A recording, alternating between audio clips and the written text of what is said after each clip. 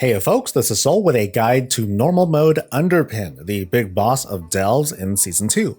How do you kill it, what do you need, and what do you not need? You can help support the channel by liking this video, subscribing for more WoW coverage, and catching me when I'm live. This kill was done using a Protection Paladin with an item level of 632. Brann was acting as DPS, but I have a feeling this can be done fairly easily regardless of your class, role, or your Brann spec. It just mostly depends on maybe a little bit of tuning from Blizzard and, from your part, some practice. The curios I happened to use included the Mechasaur Easy Build Kit and the Loot Raider, although I don't think your choice of curios matters all that much for this particular kind of fight. The Underpin deals moderate but manageable melee damage and throws out a few different abilities in a sequence. Crash has him leaping onto a designated area. If you're standing there, you're hit with damage and a long stun, so don't be there. Time Bomb Launcher launches 5 stationary bombs kind of around him. They go off after a while, you can see a timer, and they explode in a big radius, but before that they can be kicked in the direction of your choice with a click. More on that later. Flamethrower is a channeled AoE cone that messes you up real good if you're caught in it, so try to avoid being too far away from the boss. Signal Cronies summons 3 adds. They don't ever move, and they have a normal shoot ability that always hits you. Molten Cannon designates a firing line for a few seconds, and then shoots a big old ball of bad stuff at that direction, so don't be there. The firing line disappears shortly after the ball travels the entire distance. Sometimes you may run into a bug where these cronies actually stay up on the stands. They're supposed to jump down. If you happen to see them in the stands, then the fight is bugged. You should just kind of stop, exit the delve, and come back in to try again. Finally, when the boss has received about 20% of its total health and damage, he applies a big bubble to himself and begins a cast. Breaking the bubble will automatically interrupt the cast, and the boss will expel a few big old circles of oil that slow you down and cause you to slip around. This is area denial, and these circles persist throughout the fight. If the cast goes off, he's going to heal for roughly 25% of his life. There are 3 main skills to develop during this fight. Can you avoid being hit by abilities? Can you kill the adds quickly enough, and do you have the DPS to break the shield before the boss heals? You gotta be pretty on point with all 3, but there's plenty of room to make mistakes and still score a win. So let's get into the details. Crash, Time Bomb Launcher, and Flamethrower usually happen in a sequence, but not always in the same order, but the boss will never ever use the same ability twice in a row. The bombs are really important, not just because they'll kill you, but because they're used to defeat the cronies that spawn, as it's the only practical way of damaging them and doing the fight.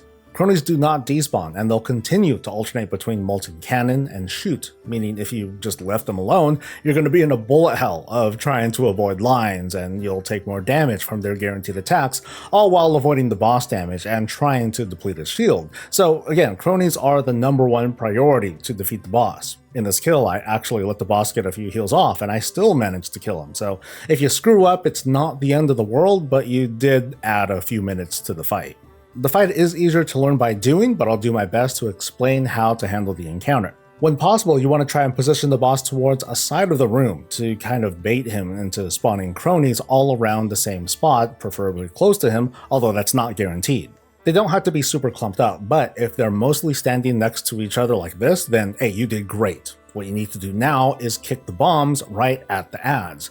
Your aim has to be fairly precise. It's possible to kick your bomb between adds without it actually hitting them, but if you do nail an add, it'll explode for a radius of approximately 5 adds. It sounds kind of weird to say it like that, but basically if you manage to hit 1 on the side here, it doesn't even have to be in the middle, it's highly likely you'll hit all 3 if they're standing next to each other. The game now is to quickly choose the ideal bomb to kick over while avoiding all the other mechanics, and of course, aiming true. I should get to that part, or I should have got to that sooner. So when you stand next to a bomb, you'll see an arrow pointing in the direction the bomb's likely to go once you click it, and then you just click it.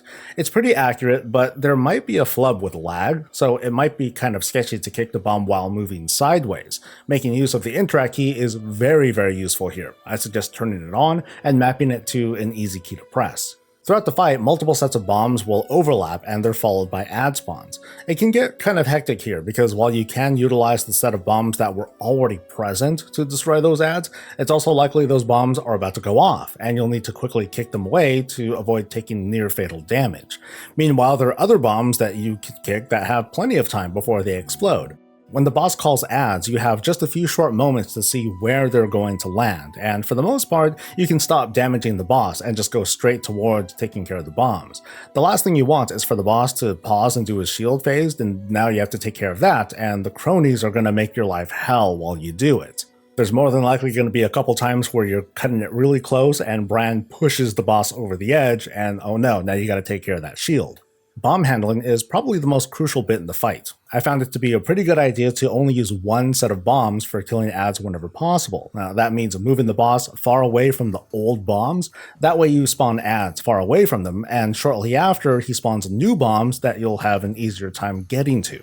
Also be sure to move the boss away from oil after it spawns. It can get really hard to maneuver around lots of things at once. This takes one factor out of it, and you have like this pretty big arena to work with.